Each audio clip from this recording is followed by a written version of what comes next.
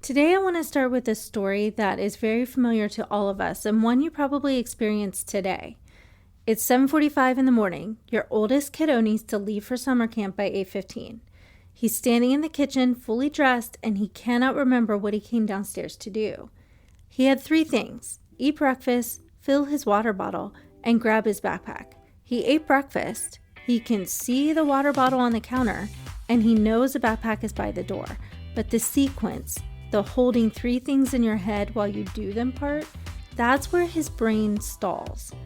This is not forgetfulness, this is working memory, and it is the executive function skill that shows up in daily life more than any other. Today, I want to go deep on this one skill and show you what it looks like when you actually understand it, assess it, and build strategies around it. One skill, fully unpacked.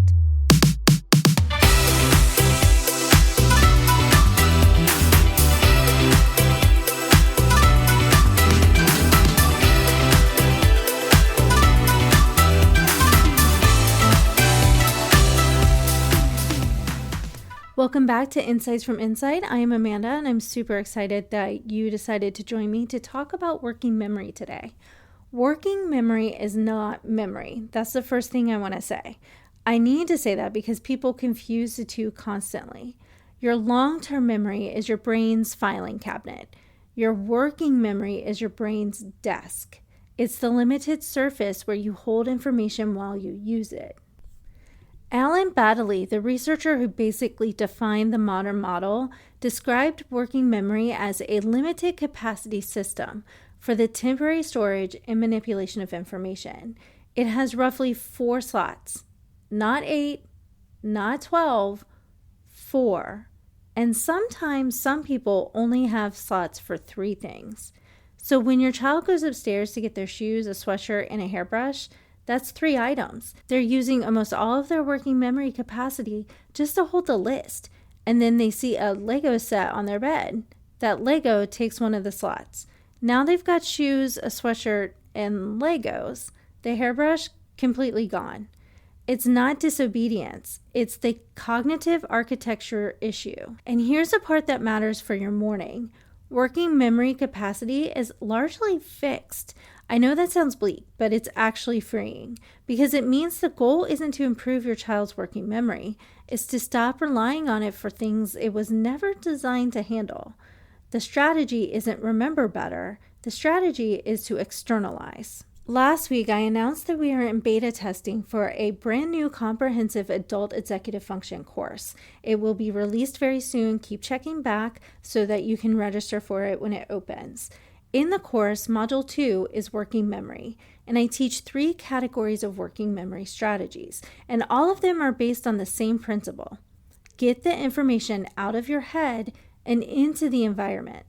The first strategy is a simple brain dump, and before you start any task, empty everything in your working memory onto a piece of paper, a whiteboard, a notes app, it doesn't matter where. The act of writing it down frees up the cognitive slot. Dawson and Guare call this offloading to the environment. For me, I have an empty notebook that just sits by my keyboard on my desk, and I randomly write notes in it all the time. There's no organization to it. It's literally me just putting "get cat food" on a piece of paper so that I don't have to hold that information in my brain any longer. For my son's morning, this became a whiteboard on the fridge with his 3 things written in marker. He doesn't have to remember the list because the list is external. He checks it, does the next thing, checks it again, and then he's done. For adults, the brain dump is even more powerful. Before you start your workday, write down every single thing that's in your head. Every errand, worry, task, appointment, get it all out. And then organize it. The organization part uses planning skills, and that's a different module. But the relief of not carrying it all in your working memory, that is immediate. Strategy 2 is to introduce visual cues. If the brain dump is about emptying, visual cues are about prompting. You place the cue in the environment where the action needs to happen. So, do you need to remember to take medication? Put the bottle next to the coffee maker. Or you need your child to remember to put their shoes on. Put the shoes in front of the door that they use. Or maybe need to remember to switch the laundry. Set a timer. This isn't laziness, this is design. Wendy Wood's research on habit formation showed that the environmental cues are more reliable triggers for behavior than internal intentions. Your brain will forget, but your environment won't. Strategy 3 is chunking. Chunking is the process of grouping individual items into meaningful units so they take up fewer working memory slots. George Miller's classic research, the magical number 7 plus or minus 2, showed that chunking dramatically increases the amount of information working memory can handle. Phone numbers are chunked. So you have your area code, the first 3 digits, and then the last 4. It's 3 chunks. It's not 10 digits. You can chunk your child's morning routine the same way. The morning lunch is 1 chunk that contains eat, dress, and 1 thing. They don't need to remember 3 steps. They need to remember 1 label that triggers the sequence. In the course, you practice all 3 of these with guided activities. You identify where working memory is failing in your daily life, and you choose the externalization strategy that fits, and then you implement it. Then you reflect. Did it work? What needs adjusting? That's the self-monitoring piece from Module 5 starting to kick in. Let me go back to that morning story with your oldest kid. Before I understood working memory, really understood it, I thought the problem was effort. I would say things like, just remember, and I've told you 3 times, which if you think about it is asking a fish to climb a tree. I'm asking your brain with limited working memory to use more working memory. That doesn't work. Once I externalized, everything changed. The whiteboard on the fridge handles the morning sequence. A hook by the door handles the backpack. The water bottle lives next to the breakfast plate, so filling it is part of eating, not a separate task. My son did not get a better memory. He got a better environment.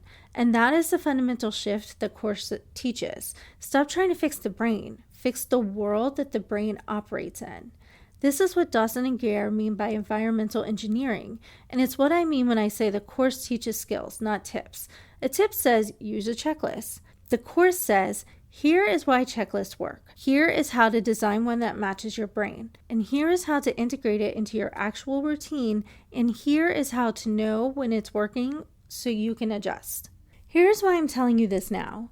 What I just did with working memory, the deep dive, the strategies, the real life application, that's what the Adult Executive Function course is going to do for you as well.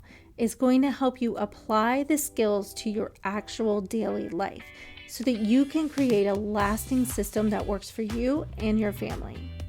That's it. That's the episode. 1 skill, the deep dive, and applied. If this was useful, screenshot it and share it on your stories. Tag me, tag the podcast, and send it to the parent that keeps saying, my kid just can't remember anything. Because now you know why, and you know what to do about it. Next week, we'll be doing a deep dive on the course so that you'll understand exactly what to expect when you register for it. I'll talk to you then.